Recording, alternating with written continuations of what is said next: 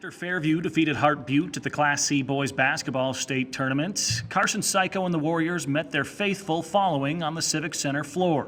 Cayko, who scored a game-high 18 points in that Friday loser-out game, received congratulatory hugs from numerous fans, including his grandfather, brother, and mother. One hug was noticeably absent, though. It's tough. You definitely think about it sometimes.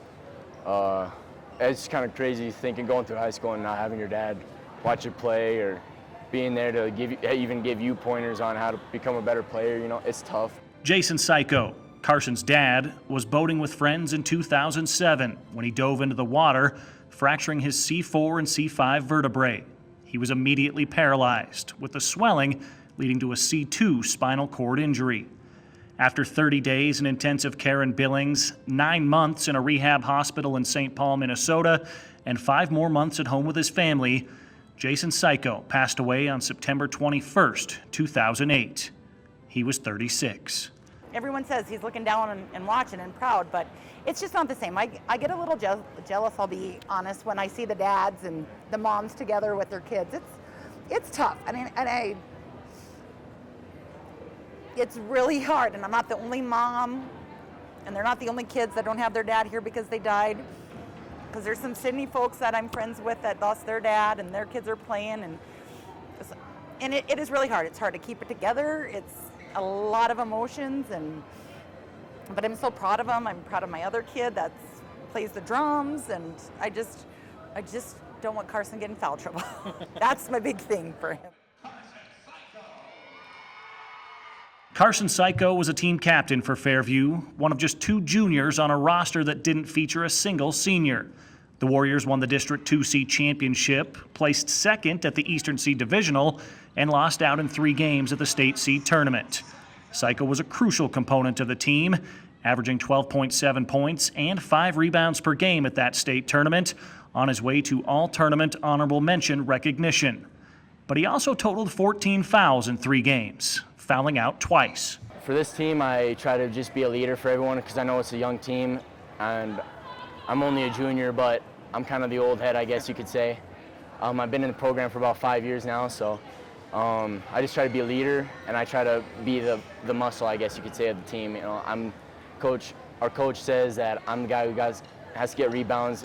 I got to play defense. Can't try to foul, you know. I just don't want him to foul, and because he is an asset on the team for hustling and motivating his teammates and such, and it's hard. I understand, like, when we're playing teams and he gets in foul trouble and the opposing team stands up and cheers against him for it. Like, it's like, I get it, because I want to do the same thing when the good player's out, but like, you get pissed off. You're like, that's my kid, but I totally get it, you know? And then I call him a lot of I call him names under my breath because he's like, why in the did you do that, idiot?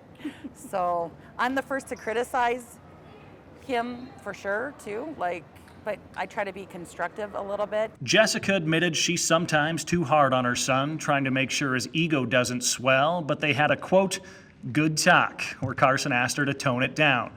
She still provides plenty of support, and Carson also gets support from elsewhere in the Fairview community, namely his brother, Gunnar, and grandfather Terry, who's taken on a father figure role since Jason's passing.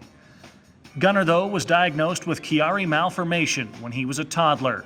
It's a condition in which brain tissue extends into your spinal canal, according to the Mayo Clinic, so Gunnar cannot play sports. Instead, he's found a passion in drumming and mechanics on the family farm, while still cheering on his older brother in athletics. Oh, they're brothers. Some love and some hate at times, you know, the annoying little brother. Gunnar really looks up to him. I mean, really loves him so much. And Carson's the cool brother, and like all the little cousins love him and stuff like that. But I've always taught him, you guys have each other. You're all you got. If I'm gone, you're it. So, you know, I've always tried to make sure to instill in them that they have each other's back and stuff. Jessica's trying to raise the brothers to, quote, be good men and to be good husbands eventually. But she gets help from Jason's parents, Terry and Vicky.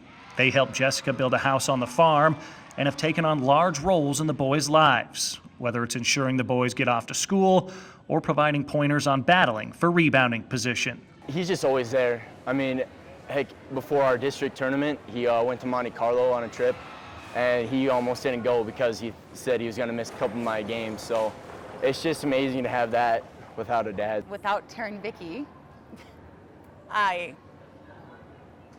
couldn't do it alone.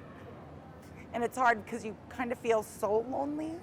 Like, it's hard during tournaments or games and stuff. There's an emptiness that I can't describe. I think this builds character out here, and I mean, you're not going to the NBA or the NFL, but it helps. I mean, yeah, we have good people in Fairview. It's awesome. I mean, it's a 500-mile drive from Fairview, you know, to come to Butte, and the crowd we got is just amazing. It really keeps us pumped up during the games, especially at halftime when we were kind of down. And I mean, they're always ready to get us pumped up too, so it's awesome. Next year's drive won't be nearly as long for that faithful following. The 2019 State Seat Tournament is March 7th through 9th at Billings.